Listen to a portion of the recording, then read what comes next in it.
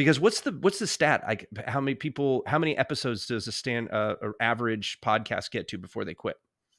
Well, one, but I always look past that. To One getting is to, the average, really? I think it's one, maybe 1.5 or something like that. But to get to eight, if you make it past one, so let's imagine you get your second episode. Congratulations, making it to 8. So between 2 and 8, only 47% of people make it to that point. Welcome to the Buzzworthy Marketing Show.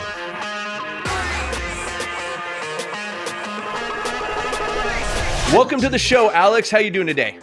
Buzz, I'm doing great. Thank you so much for having me. I'm saying I love the fact that you made time to be on this show. I really do appreciate it. I know you're very, very busy. 2 books this year, not just one book. Like most people are like, yeah, I launched a book, and no, we're just going to do 2 books at the same time because, I'm Alex Sanfilippo, right? So then you come on my show and you try to battle me on blues. Like my dark blue is definitely killing it right here. You have your lights are a little higher than mine, but I'm like the Battle of Blues is on here. So Man, that is so funny. The first thing that I mentioned and thought when I got on was like, oh, I need to level up my desk and my background. I'm like looking at yours. I'm like, man, I'm doing some stuff wrong. I'm like taking screenshots. You don't even know it. I'm like, can we cut this guy out of this picture so I can get my ideal setup going? I can nerd love about it. this. Well, I want to see. So I've seen your behind the scenes thing, and I've actually had clients ask me about my setup. And so I think in next month, when things slow down just a little bit, I'm going to go ahead and do a YouTube video of a tour of my studio, so people can see how simple it is to look fabulous. Well said. I would like you to use that voice the whole time you're doing like the walkthrough of it. It's interesting. I did that. I put it on YouTube. I think it's a private video on YouTube. I'm not certain on that, but it's my most popular video. Oh yeah. People are always like, hey, that setup's cool. And it's just great to be able to be like, here it is, instead of like, yeah, let me spend 10 minutes explaining it to you and trying to be helpful. So like, Yeah. just listed everything out we used. And since then it's upgraded a little bit. So I probably am overdue for another video. You know what I'll do? I'll release it the same week as you. We'll just make it a competition. See who can get it out first. I love it. I love it. I always love talking with you, Alex. You have the good energy. I call it the buzzworthy energy. So now for our listeners, you are now listening to a show that has 2 podcast hosts. 2 podcast hosts of very successful podcasts. 2 podcast hosts that have used their podcast to position their businesses for growth. And that's what we're going to be talking about today, because Alex, so one of the books he talked about is what we're going to be talking about today. Which book is that? What's the title of the book that is on host? Podmatch Host Mastery. There you go, Host Mastery. And we'll make sure that we have a link to your book. And we're also going to be talking about your platform, because Alex is the founder of Podmatch, which is an awesome program that I use to find good guests for my show. And when I'm guesting, find good hosts to be on show. So definitely an awesome place. We're going to get you guys all that information. But what we're going to talk about today is why you should consider starting your own podcast to help build your business.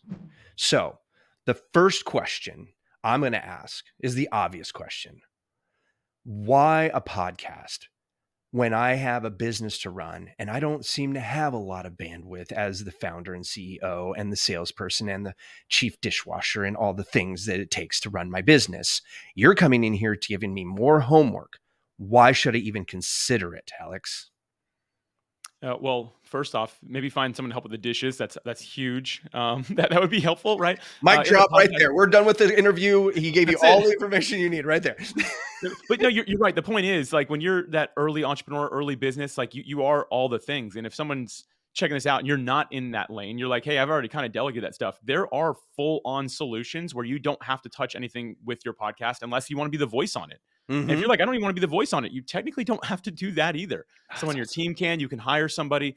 Again, that's like a full, like, we won't really get into that too much, but there are options out there through some very simple searches. You can find like full solutions for B2B podcasting, where you're like, hey, I don't really want to touch it, but I know I need one. And today I think we'll talk more about some of like the entry level side of things, like how to get into the space and what value it really adds. But yeah. So we're able to delegate it, right? So we got that objection out. So why even consider it then? What does hosting a podcast bring to specifically to B2B businesses? Yeah, I'm going to share a story to answer this question, if that's all Okay. right, Buzz. This was a couple years ago. I started looking into what's called SMS marketing. So text message marketing, where you Mhm. get a number and it can blast to a bunch of people. I was curious to see if that would work for the business. So I went to a search engine and I found 3 different companies that do it. I was like, cool. There are companies that do this, so I don't have to do it manually, right? Again, talking about Right. like delegating some of this stuff. I'm like, cool. There's companies that can handle it. I still don't know anything about it. Me being I was born in 1988, so I'll let you figure out the age. That like whenever you're listening to this, you can figure out how old I am. But I was like, man, I'm going to go to a podcast to see if I can learn a little about this SMS marketing stuff. Like, let me see Mm. if it's going to be good. I found what I need. It exists. Now let me see if this works. And it turns out one of those 3 companies that I was looking at had a podcast that was not pushing their product, telling you you need to buy it, 10 things it's going to do for you. Mhm. No, they were telling you how to be successful in SMS marketing. This is what it Mm. enables. This is how you're able to like really impact people. These are the words you want to use. This is how long you want those messages to be. All those things. I learned 2 things. One, that I could use SMS marketing and probably do really well with it. And 2, I figured out which company I wanted to buy from. And it was funny. I told my wife afterwards, I'm like, you know what? Let me see where they were on price point, because I didn't even take that into consideration. They just helped me. I went Right. back. They were the most expensive of the 3, and their capabilities weren't that different. Sure, they had a couple things made them stand out, but the reality is, I went with them regardless of price because they actually invested in my education, so I knew I could succeed with their product. Exactly. I love how you're bringing that education piece in, because I think one of the things we've been talking about as of late here is AI. And I was talking with somebody, and we were talking about he was talking about the information is power. I said information is no longer power. Information is free, and it's at the tip of our fingers. Anybody can have any information they want now in seconds on our phone now, even, right? But wisdom with information is priceless. And I think when we take the responsibility of teaching, or at least offering insights on how to get where people want to be, draws people in. And I personally spent a year being a guest on other people's show to figure out what kind of show I would want, because people are like, you've got the voice for a freaking radio show. You should have your own podcast, blah, blah, blah. I'm like, yeah, I don't, but there's like there's 2 million podcasts, I'm like, and how many marketing podcasts are there? Not as many as you would think, not as many good ones anyway. And so, but for me, it took me a year to figure out what my voice was going to be, how we were going to do it, and we have a very different show. I mean, it's like you don't know what you're going to get from episode to episode when it comes to format, right? So we break a lot of rules when it came to it, but we found that being ourselves and being the person that I am, which is a teacher, I love teaching, and I get better at what I do every time I teach. So this is doing exactly what you're talking about with that SMS, is that we keep bringing in this value for our folks, so that once they get stuck, because they will get stuck. Like if you kept listening to that SMS show, you said, oh wow, I'm gonna use all their how-tos, and I'm gonna go and get their assets and go to the links, and maybe even watch a webinar, stuff like that, and keep working on it. At some point, you're gonna get stuck, or your team's gonna get stuck, and you're gonna have to hire that company anyway. Right. And that's fine. So I think that bringing that authority is like one of the biggest reasons I do it. And it sounds like that's where you see people showing that value before, and showing people how to be there, because not everybody's going to be ready for you anyway. So this is a great way to filter people out. If they're DIYers, they're never going to be your client. Right. If they're ready for you, and and you resonate with what they're going through, boom, there it is. So you mentioned that there's a process of getting into being a host. Let's start there. Like, so we've decided, like, yes, I want to build my authority. I want to increase my know, like, trust quotient with my audience. I want to have more things to talk about on my social media so that I can be more consistent without having to do a lot more work. So how do we get started? A lot of people want to overcomplicate this, Buzz, and there's like these like documents that are 100 pages long explaining how to start a podcast. I'm like, whew. No, So throw it listen, away. I'm not affiliated with this company, but you need a hosting provider. I happen to use buzzsprout.com. They're also not affiliated with Buzz here with us today, but at least I don't And we think, because they use named the company Buzzsprout as after you. well. We love them. Yeah, and so buzzsprout.com, I think the starting plan, and I have a $14 a month $20. plan. I think there's a $12 a month plan. I Oh, think there's you can no one even now? start Okay. for free Yeah. or something like that. I'm Yeah. sure. But what that does is that gives you a platform to post your content. So when Mhm. you record into a microphone, You're basically going to upload it there, and they're going to syndicate it for you, which is a fancy way of saying it's going to go to Apple, Spotify, Amazon, YouTube, like all the different places automatically on your behalf. So you're not like posting it all. And the reality is that's all you need to do to have a podcast. Yes, you need a title, you need a description, you need some cover art, you need at least one episode to get started. But beyond that, you don't need a whole lot. And even the setups that we have here, like this is my forever microphone I'm using. I'll probably upgrade my camera at some point, but I started talking directly into my phone. Is how I started. Now, if you're B2B, I don't suggest doing that. Have a level of pride, maybe invest up front in some better gear and get started. But Buzz, I maybe oversimplified it because I've been in this so long. Did I miss something that's key that you think we should mention? You had the two pieces, which is a good microphone. Right. And you don't even like for folks who are watching this on YouTube, we're both in nice studios. Right. But I use my studio for my client meetings. I use it for my webinars. I use it for when I'm doing guest speaking with other people's masterminds and stuff like that. So that's why I have invested in that. And plus, I also come from a background of media production. So I can't have anything less than buzzworthy. Right. So with that said, microphone. If you're just doing a podcast, you do not have to make it video. There's a lot of people who say you have to do the video because we're in the age of video. I say that would be maybe phase 2 of you upgrading your show if it sticks, right? Microphone. Then somewhere to put the show, Buzzsprout. I love Buzzsprout. Neither of us have affiliates with it, so it's just what we use, and it's super simple. Even iHeartRadio is on that one, which I think is one that's under realized on that platform. And then you don't even have to have somebody to talk to. Like you didn't even talk about guests. And a lot of people are like, well, I don't want to have to go and get guests. And I'm like, on my show, I don't like to try to hunt for guests, or I don't want to settle for okay guests. I want awesome guests like Alex. So I'll do monologues until I find a group of guests, and then I'll do a bunch of guests, and then I'll go back to monologues, and it keeps it fresh for me. Right. And that's the thing. I think that in being simple, you're keeping it easy for you to maintain. Because what's the stat? How many episodes does or average podcast get to before they quit? Well, 1, but I always look past that. 1 is the average, really? I think it's 1, maybe 1.5 or something like that. But to get to 8, if you make it past 1, so let's imagine you get your second episode, congratulations, making it to 8. So between 2 and 8, only 47% of people make it to that point. And then 100, by the way, 100 is where I consider like meaningful traction to start happening. Okay. It's less than, I can't remember the exact percentage off my head. It's like right around 10% of people make it that far or something like that. Oh, and it's like, man. And by the way, I keep the stats updated. So I'm not just like making this up. If you go to podmatch.com/report, you can, it doesn't need an email address or anything like that. That's like all the data we update every month because we like to track it. But I mean, here's the thing, by the way, starting a podcast is not the same thing as having a podcast. It's really important that up front you commit. Like this is part of the launch, I think, is committing to a certain amount of time that you say, I'm going to do this regardless of the response that I receive, the downloads I get, any of those things, those metrics.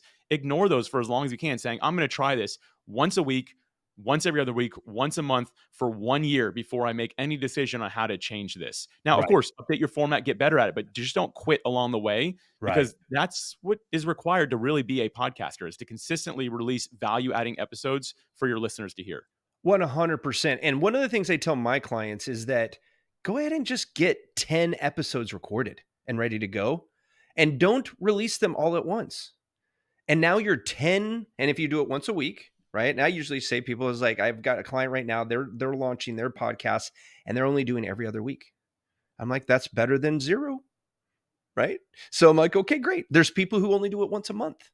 Now, the people who do it once a month usually do longer shows and they curate a lot more information per show, right? But the standard that I've seen is usually once a week. But do what's good for you and get 10 of them in there. So if you did one every other week and you just recorded 10, okay, you can get 10 done in like a week or 2 weeks done, right? And you said you're doing every other week. You now have 5 months worth of podcasts already scheduled. And in Buzzsprout, you can have them all scheduled at the same time. And put them out to where they roll out automatically and you don't even have to worry about it for 5 months. That gives you 5 months to come up with the next 5 months worth of content. If you do it every week, you're talking 2.5 months. That's almost a whole quarter. And that's just, and you're going to be in the top 10 percentile because you've already passed 10 episodes, right? What we do internally with us is we do 13 weeks is kind of like how we batch them. So we batch the work in 13-week groupings, which Yep. is a full quarter. We do that Yeah. 4 times a year. And we basically say, cool, 13 are done. We take 6 weeks off and then we come back to it. We start doing the next round again and we get it knocked out in just a couple of weeks. Yeah. The podcast really is like the center of our education. It's the center of what brings people what we do.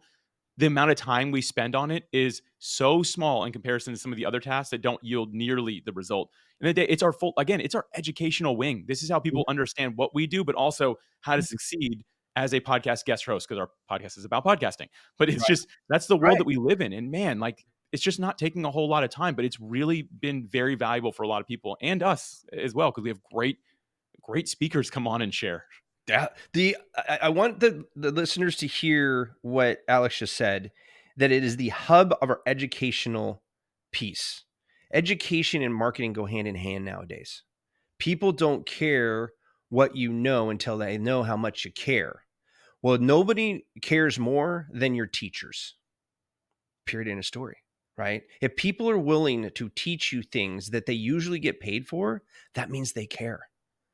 And you can hear it in their voices. You can see it in the quality or the value they bring to every one of their interviews, every one of their shows. If you see somebody working hard to teach you the things that you need to know and not just leaving out one little piece of information that makes it a house of cards, but really giving you stuff that you can run with, those are the people you should follow. Those are the people that you should then aspire to be. Right. And so if there's somebody that you've listened to a podcast, or maybe you watch their YouTube channels, same thing, guys. Like, a YouTube channel is just another form of podcasting, right? It's just a different channel of it that uses video, but it's people talking on microphones in front of cameras versus not in front of cameras. Like, that's it. Right. So I like there was another thing you said in there, in that we do not need to be paying attention to the number of downloads for the first 100, which would be, if you did every week, almost 2 years, episodes. Why is that? Man, because I find that people that are looking too much at that are looking for the wrong validation for what they do. A great example of this is if you only work with billionaires, let's imagine, right? In the United States specifically, and you're like, all right, I have a podcast that's tailored to those billionaires, but only 770 people are listening every week. I don't get it. Well, there's only 770 billionaires in the United States. So, like, why are you going to say, like, why is this show not getting bigger? Well, it shouldn't, right? And that's a very extreme example of the idea of having a niche, a vertical that you serve in. For me, my podcast is not huge. Like, if you go to the website, podmatch.com/episodes, I actually show my download numbers there. And it's not a lot. And people are always like, wow, I thought you have a bigger podcast. I'm like, I speak to podcast guests and hosts who want to level up. Like, how many of those are there, right? Like, there's not a whole lot. No. And so I just find that, like, looking at that on an ongoing basis breeds the wrong thing. What I say to look at is, how much value am I adding? Is this a good, diverse base of education? Am I developing that know, like, and trust, as you brought up earlier, Buzz? Like, is that stuff becoming part of this really well? And the other thing I'll mention here is, I think that some of us are preconditioned by social media, and that's why we want to look at the numbers, because numbers really do matter on social media. But this is not the same thing. You can't compare the two. The best example I can give is someone who is on social media. They're usually on the couch, killing time, not really focused, not necessarily looking to educate themselves. Not always, but most of the time, the general population of people there, that's kind of the time waster thing. When people are listening to podcasts, I say it's equivalent to somebody sitting in a seat with you on stage. They're there to learn and to educate themselves and to further the craft that they're so desperately working to make bigger, to improve, to get better, right? So those things are really different. And that's why I say from day one, like, don't commit to the stats. Look every now and then to make sure it doesn't say 0, because then something might be broken, right? Right. Be married to it. Yeah. And when we talk about not very big, like, when I first started my podcast 2 years ago, a little over 2 years ago now, I mean, our first week we got 8 downloads, and that's with us promoting it. Right. And I've got like 8,000 or 9,000 people on LinkedIn and 4,000 or 5,000 people on Facebook. And I would figure, like, I'd get at least 100 of them to listen to it. No, eight in a whole week, and that didn't go very far. And I don't think that it matters if it gets much bigger than maybe 100 downloads. There's a lot of, there's people I meet that, or, just like you were talking about, like yourself, like, people think they have big podcasts, and it's like, no, they have a very loyal, small following. And if you think about your business, how many of those listeners could you serve if they all came at once, right? You Not don't not many. need 30,000 people unless you know that it's only going to be 0.00002% that are going to actually call you, right? But the thing is this, I have found, well, I mean, even with me guesting, and we're going to have you back to talk about guesting as well. I had one interview that I did with a guy who did that talked to tradesmen, right? Somebody called me off that show. It was a $60,000 contract from just hearing me talk for 30 minutes on somebody else's show. So when I got that, that was like the kick in the pants to go, by the way, you should be doing that every day on your own show, right? Because I was borrowing somebody else's audience. You don't have to have an audience to build your authority. Just having the podcast puts you at a next echelon of building authority and doing that know, like, trust that we've been talking about. So if we're getting out there, we're using it, is a podcast just good for podcasting, or is there something else we could do with our podcast to help our marketing? Yeah, I mean, first and foremost, like the podcast itself, like you said, it's an authority builder. It makes you stand out. I'm sure there's an SEO impact, which I talked to Buzz about that. I'm sure there's something there as well that's out of my lane. But the big thing in the way that we use it strategically internally, and I'll just say this is my favorite way to use a podcast, is when someone comes in saying, "I wish I knew more about X. I want to learn how to Y. I've been really focused on Z." We have built out an internal system where we can just look up, do we have a podcast episode about X, Y, or Z that this person's asking about? If we do, we, in a very nice way, we don't say, listen to this episode, right? We say, hey, I actually talked to my buddy Buzz about this on the podcast. I think you'd really value from hearing what he has to say about this. Here's a link to it.